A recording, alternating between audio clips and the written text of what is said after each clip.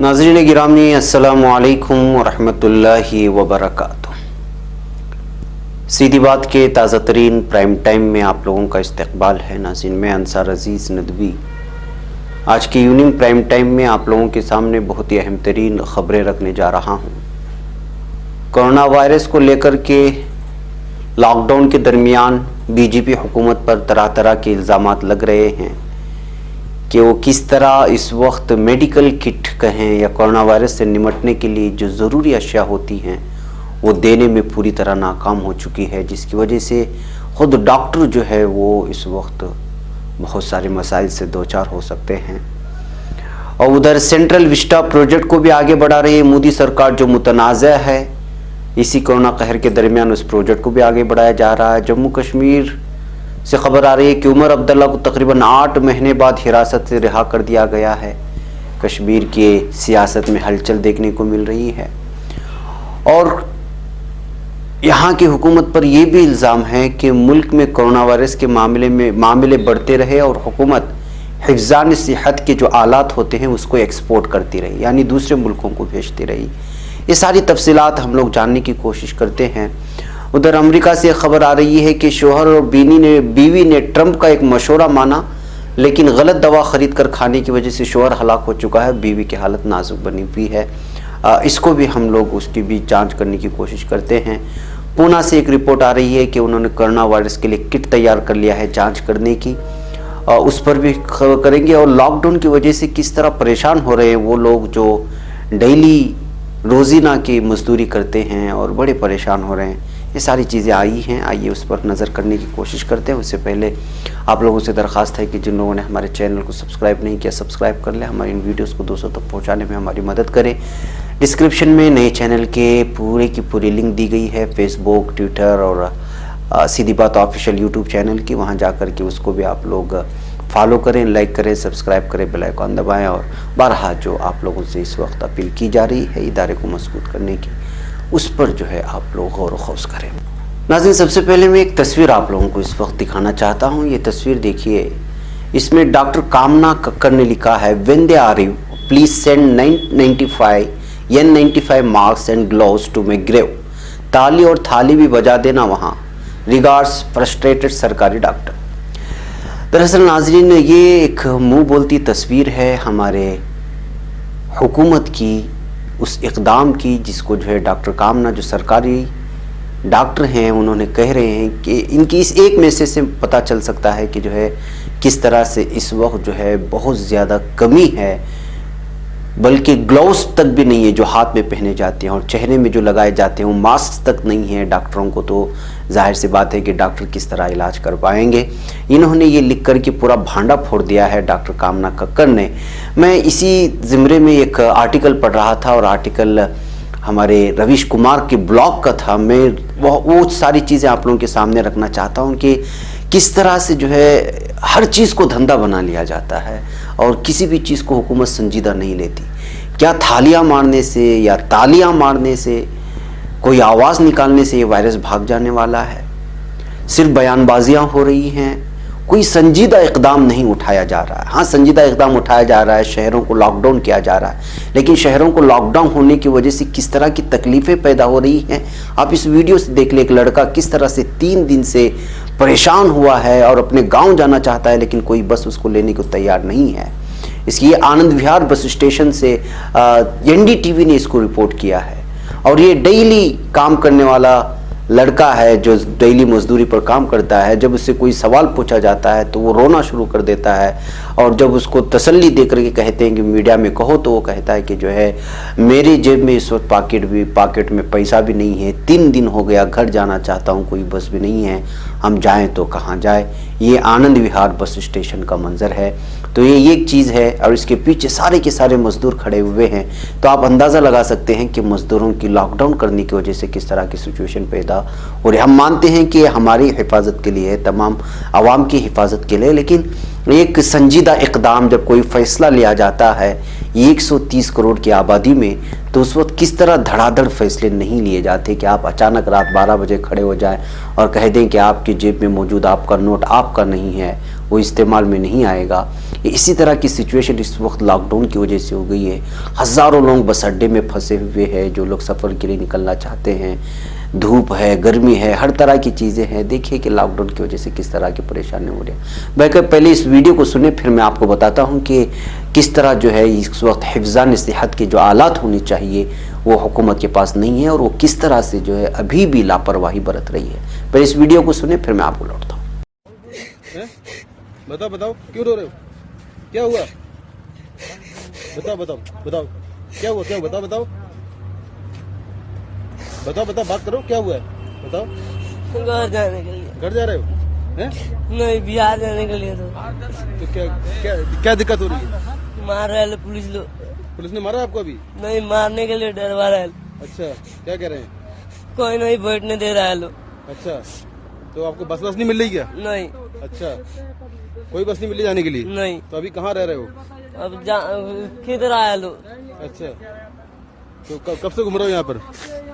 तीन रोज से। 3 दिन से घूम रहे हो? जी। कोई गाड़ी नहीं मिली जाने के लिए? नहीं। क्या काम करते हो यहाँ पर? लेबर में। आप अभी मजदूरी करते हैं? जी।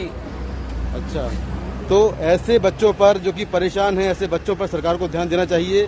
3 दिन से बच्चा घूम रहा है, इसको घर जाना है अपने, यहाँ कोई रहने का ठिकाना नहीं है, मजदूरी करते हैं।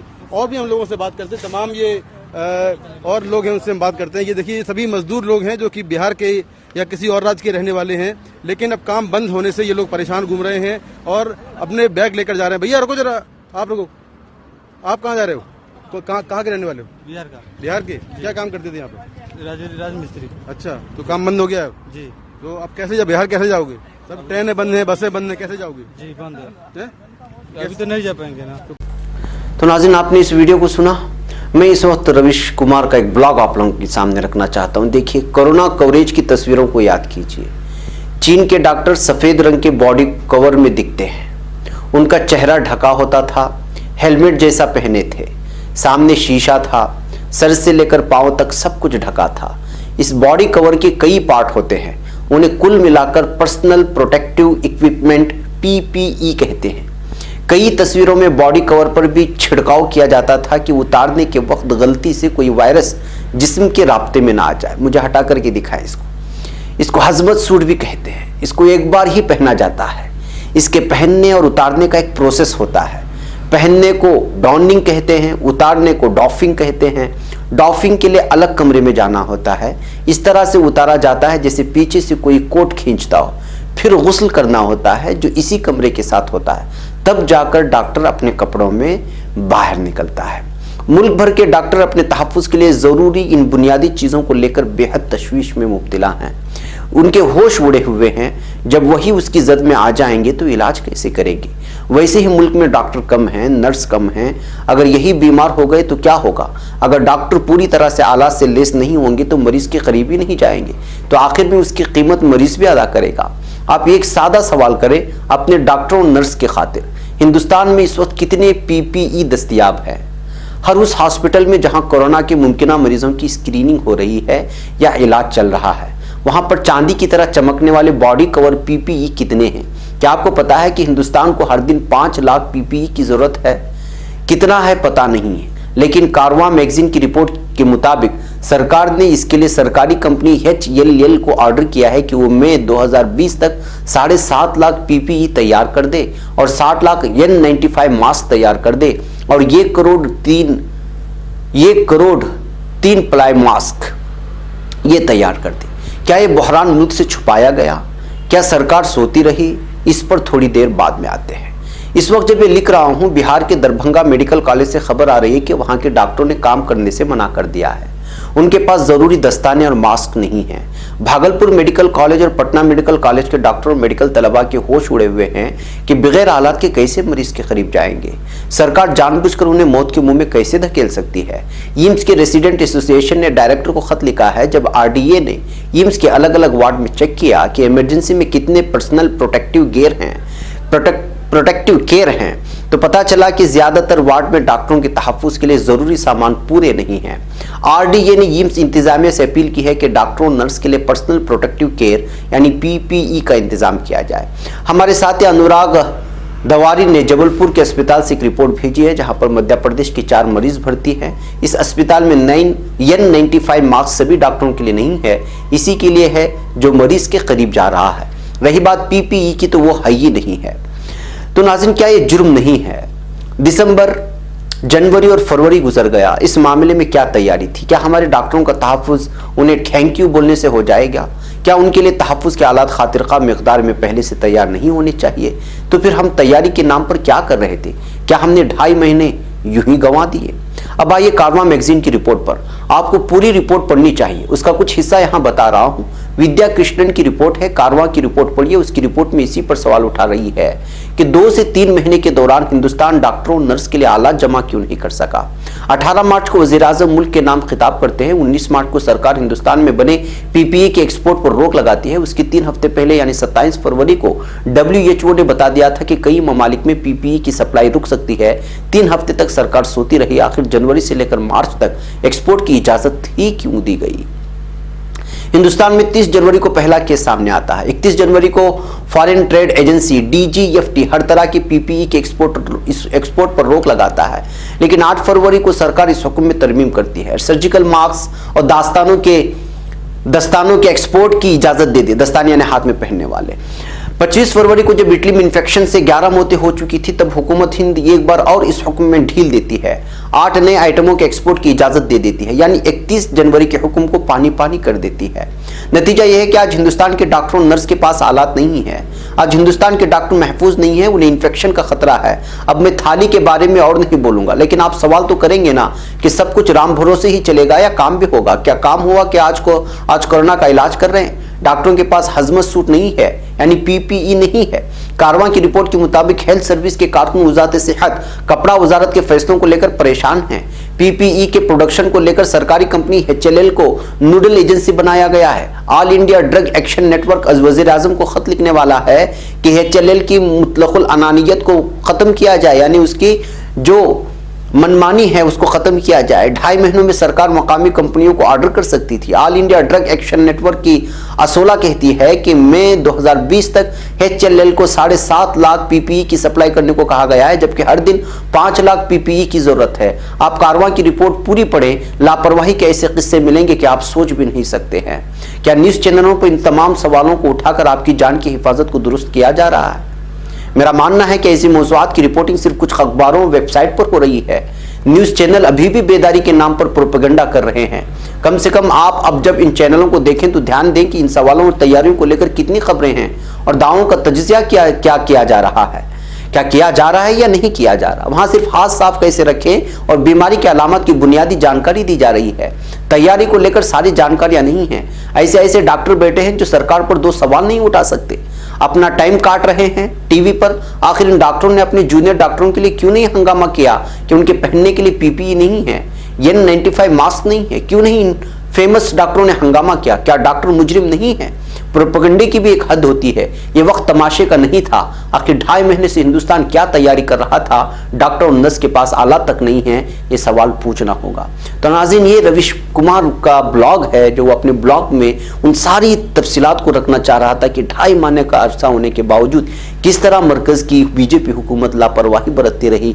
यहाँ बनने वाली चीज़ों को एक्सपोर्ट किया जाता रहा जिसकी हमें ज़रूरत थी। अगर यही माहौल रहा और इस तरह की PPE और जो सारी चीज़ें, दस्तानों की बात है, जो मास्क है, N95 जो मास्क है, सबसे पावरफुल मास्क कहा जाता है और सबसे महंगा मास्क है और डॉक्टरों के लिए अक्सर इस्तेमाल होता है जब कोई मरीज के पास जाता है, लेकिन वो यहाँ पे दस्तयाब नहीं है। PPE दस्तयाब नहीं है, इसलिए कि जो है जब इस तरह के मुतासिरा आप शख्स के पास कोई डॉक्टर जाएगा तो जाहिर सी बात है कि जो वायरस, वो भी तो इंसान है, उसको भी फैलेगा। लेकिन उनकी जाकर के इलाज करने के लिए उनके पास जब आलात ही नहीं होंगे तो किसका इलाज करेंगे? तो इन तमाम चीज़ों का सवाल खड़ा करते हुए रविश कुमार जो है ब्लॉग में लिख रहे थे कि इतना सब कुछ होने के बावजूद अभी भी मीडिया अपनी जिम्मेदारी नहीं निभा पा रहा है। मीडिया अभी भी मोदी हुकूमत को बचाने की कोशिश कर रहा है। वो उन सवालात को नहीं उठा रहा है जिन सवालात की वजह से इंसानों की जानें बच सकती हैं। वो सिर्फ एहतियाती तदाबीर के नाम पर लोगों को डरा रहा है और प्रोपेगेंडा कर रहा है। ये कहना चाह रहे थे रविश कुमार अपने ब्लॉग में, जो मैं ज़रूरी समझा कि आप लोगों के सामने उसको रख सकूं। अब आइए एक और ख़बर की जानिब बढ़ते हैं और वो ख़बर क्या है कि जहां एक तरफ पूरा हिंदुस्तान और पूरी दुनिया कोरोना वायरस के इन्फेक्शन को रोकने के लिए तरह तरह की कोशिश कर रहा है, वहीं दूसरी तरफ ministry of housing and urban affairs ने अपने देरीना और मुतनाज़ सेंट्रल विस्टा प्रोजेक्ट के लिए दिल्ली मास्टर प्लान में तरमीम को मंजूरी देते हुए नोटिफिकेशन जारी कर दिया है। यानी कि कोरोना वायरस के जद में वो सारे फैसले हुकूमत लेना चाह रही है जिसको मुतनाज़ कहा जाता है। इस हाई प्रोफाइल प्रोजेक्ट का बजट 20,000 करोड़ रुपए का है। एक वबा से लड़ते हुए पूरे हिंदुस्तान के लॉकडाउन में चले जाने के बावजूद इस तरह का नोटिफिकेशन जारी करना ये जाहिर करता है कि आखिर मोदी सरकार की तरजीहात क्या हैं, लोगों की जिंदगियां नहीं हैं। ये साबित होता है इस तरह के फैसलों से। इस प्रोजेक्ट के तहत राष्ट्रपति भवन से लेकर इंडिया गेट तक 4 स्क्वायर किलोमीटर हल्के में वाक़ कई तारीखी इमारतों की तामीर नौ की जाएगी और उसमें तरक्याती काम किए जाएंगे। 5 फ्लैट्स के लिए लैंड यूज में तरमीम की गई है, जिसमें मौजूदा पार्लियामेंट के बगल में नया पार्लियामेंट हाउस और वजीर आजम के लिए नई रिहाइश गाह बनाने की तजवीज शामिल है। गुज़िश्ता 20 मार्च को जारी किए गए नोटिफिकेशन में कहा गया है कि मरकजी हुकूमत के जरिए पिछले साल दिल्ली 2021 के मास्टर प्लान और जोन डी और जोन सी के जोनल डेवलपमेंट प्लान यानी इंडिया गेट के बाहरी हल्के पर प्लॉट नंबर 08 के लिए मुजव्वजा तरमीमात पर दिल्ली डेवलपमेंट अथॉरिटी ने एतराज़ात और सलाह मांगे थे। अब उसको जो है इसमें कहा गया है कि मुजव्वजा तरमीमात के बारे में 1292 एतराज़ात और मशवरे हासिल हुए और DDA के जरिए बने board of inquiry and hearing ने इस पर गौर किया। इसके बाद मरकज ने दिल्ली मास्टर प्लान 2021 और जोनल डेवलपमेंट प्लान में तरमीम का फैसला लिया और नोटिफिकेशन जारी करके अब इसकी तस्दीक कर दी गई है। तो नाज़रीन, ये इस तरह के फैसले हैं जिसमें 20,000 करोड़ रुपए खर्च होने वाले जिस प्लान में उस प्लान को जो है रजामंदी दे दी गई। और यहाँ हालत यह है कि गरीब अपने घर नहीं जा पा रहे हैं, मजदूर अपने घर नहीं जा पा रहे हैं लॉकडाउन की वजह से, और डॉक्टर जो है कोरोना के मरीज के करीब इसलिए नहीं जा पा रहे हैं कि उनके पास सेफ्टी के अलामत या आलात नहीं है। नाज़रीन, जम्मू कश्मीर चलते हैं। जम्मू कश्मीर से खबर आ रही है कि आज उमर अब्दुल्ला को तकरीबन 8 महीने बाद हिरासत से रिहा कर दिया गया है। पब्लिक सेफ्टी एक्ट के तहत लगाए गए इल्ज़ाम हटाए जाने के बाद उनकी रिहाई का हुक्म जारी किया गया। गुज़िश्ता 10 मार्च को 50 साल के हुए अब्दुल्ला ने गुज़िश्ता साल 5 अगस्त को जम्मू कश्मीर का खुसूसी दर्जा ख़त्म किए जाने के बाद 232 दिन हिरासत में गुजारे थे। नेशनल कॉन्फ्रेंस के रहनुमा को पहले एहतियातन हिरासत में लिया गया था, लेकिन बाद में 5 फरवरी को उन पर PSA लगा दिया गया था। उनकी बहन सारा अब्दुल्ला पायलट ने सुप्रीम कोर्ट में उनकी नज़रबंदी के खिलाफ अर्जी दायर की थी। समाअत के दौरान पायलट ने बताया था कि जम्मू कश्मीर इंतजामिया के पास अब्दुल्ला को हिरासत में लेने की कोई असल बुनियाद नहीं थी। जहां हुकूमत ने कहा था कि अब्दुल्ला के सोशल मीडिया पोस्ट इश्तियाल अंगेज थे, तो वही पायलट ने कहा था कि हुकूमत जिन सोशल मीडिया पोस्ट का जिक्र की है वो किसी और का था या कभी पोस्ट ही नहीं किया गया है। बैकअप नाज़रीन, उमर अब्दुल्ला और फारूक अब्दुल्ला को तो कुछ दिन पहले रिहा किया गया था, वो उमर अब्दुल्ला को उनके उसके बाद जो है इस वक्त कश्मीर की सियासत में हलचल मची हुई है। वैसे मैं आपको खबर कर दूं कि कश्मीर में भी 6 कोरोना वायरस के मरीज मिले हैं जिनकी रिपोर्ट में पॉजिटिव आया हुआ है। नाज़रीन, आइए अब मैं जिस तरह के हमने हिफ्ज़ान सेहत के सिलसिले में बताया था वो तो सारी रिपोर्ट आप लोगों के सामने आ गई हैं। अब मैं आपको अमेरिका ले चलता हूं। अमेरिका से यह खबर आ रही है कि कोरोना वायरस की दहशत पूरी दुनिया पर तारी है और ये दहशत एक शख्स के लिए ऐसा खतरनाक साबित हुआ कि उसकी जान चली गई।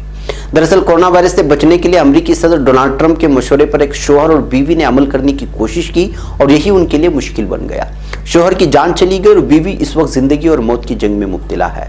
मीडिया जराये से मौसूल हो रही खबरों के मुताबिक डोनाल्ड ट्रंप ने कोरोना वायरस से बचने के लिए हाइड्रोक्सी क्लोरोक्विन दवा का नाम अपनी एक प्रेस कॉन्फ्रेंस के दौरान लिया था, लेकिन शोहर बीवी ने इस दवाई से मिलते जुलते हुए नाम का कोई केमिकल इस्तेमाल कर लिया। इसकी वजह से दोनों की तबीयत खराब हो गई और उन्हें अस्पताल में दाखिल कराना पड़ा। इलाज के दौरान शोहर की मौत हो गई और बीवी को बचाने के लिए डॉक्टरों की कोशिशें जारी हैं। डेली मेल में शाये एक रिपोर्ट के मुताबिक शोहर बीवी ने कोरोना वायरस के असरात से बचने के लिए गलती से मछली के टैंक को साफ करने वाला एक केमिकल पी लिया था, जिसकी वजह से इन दोनों की तबीयत खराब हो गई। उन्हें लगा था कि वही जादुई दवा है जिसका नाम डोनाल्ड ट्रंप ने एक प्रेस कॉन्फ्रेंस के दौरान लिया था। बताया जाता है कि शोहर बीवी की उम्र तकरीबन 60 साल होगी और उन्होंने जिस केमिकल का इस्तेमाल किया उसका नाम क्लोरोक्विन फॉस्फेट था। बहरहाल अमेरिका में एरिज़ोना के खुद मुख्तार सेहत तंजीम ने इस वाक़े को लोगों के सामने एक मिसाल की शक्ल में पेश करना शुरू कर दिया है और लोगों से कहा है कि वो कोरोना वायरस का इलाज खुद से करने की कोशिश ना करें क्योंकि हलाकत खैज हो सकता है। ये तंजीम लोगों में घरेलू चीज़ों से कोरोना वायरस के इलाज के तय बेदारी पैदा कर रही है। बैगब नाज़रीन, कोरोना वायरस की वजह से खुदकशियों की भी डर के मारे खुदकशियों की खबरें भी आ रही हैं। इस तरह अपने ही इलाज के पीछे भागते हुए एक केमिकल को इस्तेमाल करने की खबर भी एक वाकई में अचंभे में डालने वाली है कि एक तालीम याफ्ता तबका किस तरह से जो है एक केमिकल का इस्तेमाल करता है और वो भी प्रेस कॉन्फ्रेंस में एक दवाई को सुन करके। और अद्वियात के सिलसिले में तो यहाँ तक मशहूर है कि डॉक्टर किस तरह की अद्वियात लिखता है, बड़ा से बड़ा पढ़ा लिखा आदमी भी नहीं पढ़ पाता है। तो जाहिर सी बात है कि कौन उसका प्रोनाउंसिएशन सही तौर पर अदा कर पाएगा। तो ये अद्वियात की गलती, अद्वियात का नाम लेना ट्रम्प के लिए भी ज़रूरी नहीं था, लेकिन उसने नाम लिया, उसकी गलतफहमी से जो है मियाँ बीवी जो है गलतफहमी का शिकार हो गए हैं। बैकअप नाज़रीन, अब आइए मैं आपको पुणे की जानिब ले चलता हूँ। पूना में इस वक्त कुछ तस्वीरें आप लोगों के सामने रखता हूँ। ये पुणे के my lab discovery solution private limited के का दावा है कि उन्होंने कोरोना वायरस को जांच करने का एक किट तैयार कर लिया है और इसको जो है इजाज़त भी मिल गई है Indian council of medical research से, ICMR से। और ये 80,000 रुपये का एक किट है और इस एक किट से ये 100 पेशेंट्स को यानी कि मरीज को चेक किया जा सकता है। अब इसको Indian council of medical research यानी ICMR से इजाज़त मिलने से जाहिर सी बात है कि ये किट इस वक्त जो है बहुत ज़्यादा काबिल एतमाद हो सकता है जो है कोरोना वायरस के पेशेंट को जांच करने के लिए। बहरकैफ ये Poona based my lab discovery solution private limited की जानिब से इंडिया का सबसे पहला जो है डेवलप किया गया ऐसा किट है जो कोरोना वायरस को की जांच करके उसको सही उसको वो बीमारी है या नहीं है इसकी जो है इससे साबित हो सकता है। बैकअप नाज़रीन, ने कुछ खबरें थी जो आप लोगों के सामने पेश करना ज़रूरी था। मैं एक मरतबा फिर आप लोगों से कहता हूँ कि देखिए इस वक्त बहुत सारी चीज़ें आ रही हैं लॉकडाउन के बारे में और हमारे नौजवान कोताही बरत रहे हैं, लेकिन पुलिस बहुत सख्त हो चुकी है। एक और वीडियो आई हुई है, आप इस वीडियो को देख सकते हैं। बताया जाए कि कर्नाटक के किसी इलाके की वीडियो है जिसपे पुलिस लगातार पीट रही है एक टैक्सी ड्राइवर को। लिहाजा बिला वजह आप अपने घर से निकलने की हरगिज़ कोशिश न करें। अस्सलाम वालेकुम रहमतुल्लाहि व बरकातहू।